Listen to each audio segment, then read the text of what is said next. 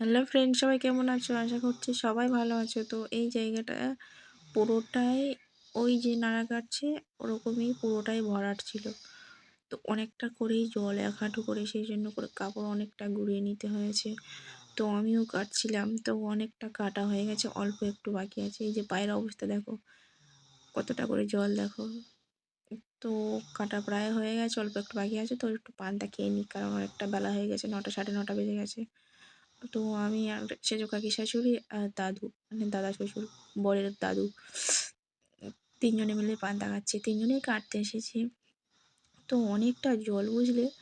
আর এই ঠান্ডার সময় কাকি শাশুড়িকে বলেছি তুমি একটু ক্যামেরা করো আর আমি একটু নাড়া কাটি। তো আমি একাই নাড়া কাটছি, কারণ দাদু কোথাও চলে গেছে।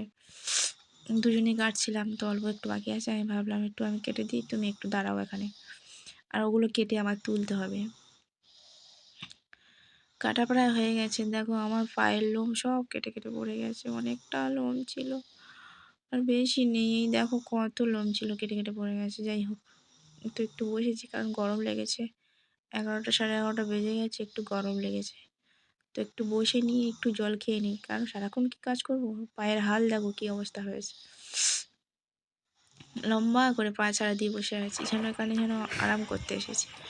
তো এবার একটা তাল পাতা কেটে নিয়েছি, কারণ তাল পাতার উপরে নাড়াগুলো রেখে টেনে টেনে উপরে তুলে দেবো, কারণ এখানে তো আবার ধান ফেলা হবে, সেই গরমে গ্রীষ্মের চাষ করা হবে, সেই জন্য করে এইগুলো পরিষ্কার করে নিতে হচ্ছে। আর একদিনে পরিষ্কার করে নিলে ভালো হয়, কারণ এগুলো পরিষ্কার করে নেওয়ার পরে এগুলো মোটর বা মেশিন দিয়ে ছেঁচতে হবে, ছেঁচে গিয়ে আমার পাওয়ার টিলার দিয়ে চষে তারপরে মাটি সাইজ করে ধান ফেলতে হবে।